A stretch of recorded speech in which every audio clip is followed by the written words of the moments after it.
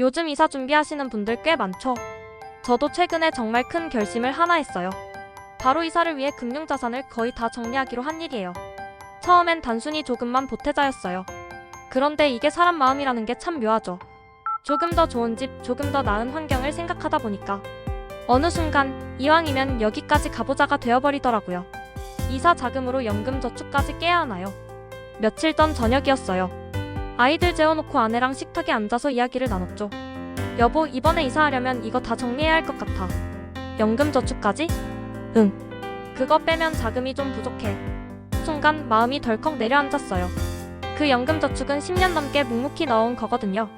매달 자동이체 되던 그 계좌를 해지해야 한다는 게 그냥 숫자 하나를 지우는 게 아니라 내가 쌓아온 시간과 노력을 없애버리는 기분이었어요. 그날 밤 잠이 잘 안 오더라고요.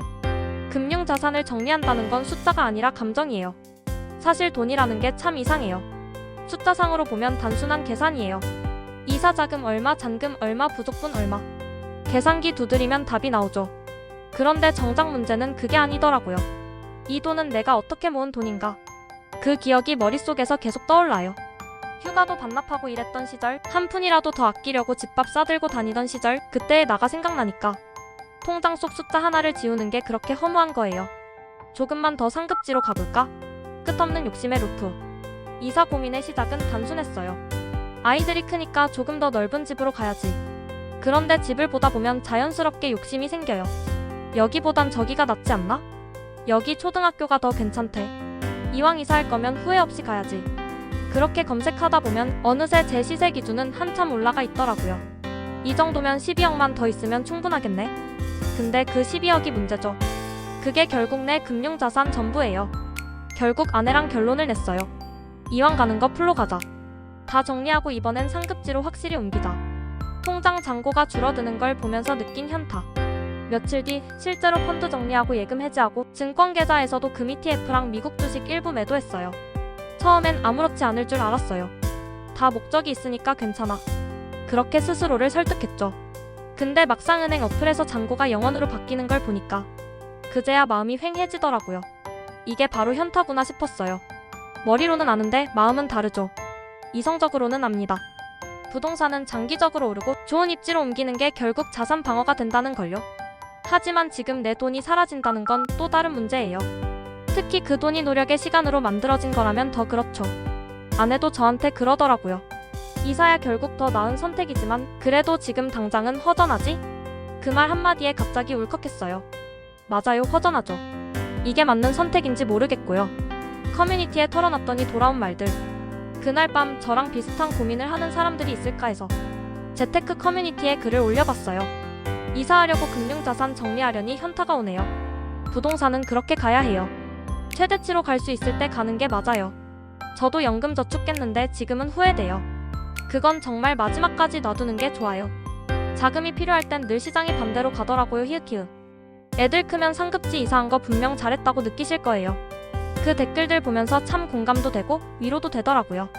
특히 다시 모으면 되죠라는 댓글 하나가 오래 남았어요. 맞아요, 돈은 다시 모으면 돼요. 하지만 그 모으는 과정을 또 견뎌야 한다는 게 쉽지 않은 일이라는 걸 알기에 그 말이 더 따뜻하게 들렸어요. 상급지 이사는 결국 마음의 무게를 옮기는 일? 이사를 한다는 건 단순히 집을 옮기는 게 아니라 삶의 무게 중심을 옮기는 일이에요.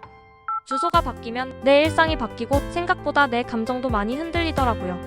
아이들 학교 출퇴근 거리, 동네 분위기. 이 모든 걸 고려하다 보면 지금 아니면 못 간다는 생각이 점점 강해져요. 그래서 결국엔 풀로 가자는 결론에 이르게 되는 것 같아요. 다시 모으는 길, 다시 마음을 다잡는 길. 이제 저는 거의 모든 금융자산을 정리했어요. 통장은 텅텅 비었고 잔금일이 다가올수록 긴장감이 커지죠. 그런데 신기하게도 마음 한켠에서는 이제 다시 시작이구나 하는 묘한 설렘도 있어요. 그동안 너무 쌓기만 하느라 살아가는 이유를 잠깐 잊고 있었던 것 같아요. 이사를 준비하면서 돈은 결국 도구일 뿐이고 우리가 원하는 건 가족이 행복한 공간이라는 걸 다시 한번 느꼈습니다. 아내와의 대화에서 배운 것. 며칠 전 아내가 저한테 그러더라고요. 우린 지금까지도 잘해왔고 앞으로도 잘할 거야. 돈은 다시 모을 수 있지만 아이들 시간은 다시 못 돌려. 그 말을 듣는데 가슴이 꽉 차오르더라고요. 그래요, 우리가 이사하는 이유는 조금 더 나은 삶을 위한 거잖아요. 그리고 그건 결국 가족 때문이죠. 정리하자면 금융자산을 정리할 때 느끼는 허무함은 당연해요. 하지만 그 돈이 더 나은 삶의 도약으로 이어진다면 그건 지출이 아니라 투자라고 생각해요. 연금 저축은 가능하면 끝까지 유지하는 게 좋지만 인생의 타이밍은 한 번뿐이에요. 상황에 따라 과감한 결정도 필요하죠. 결국 중요한 건 돈보다 마음의 안정이에요. 그때 그 결정 참 잘했다, 그렇게 말할 수 있기를 바라요.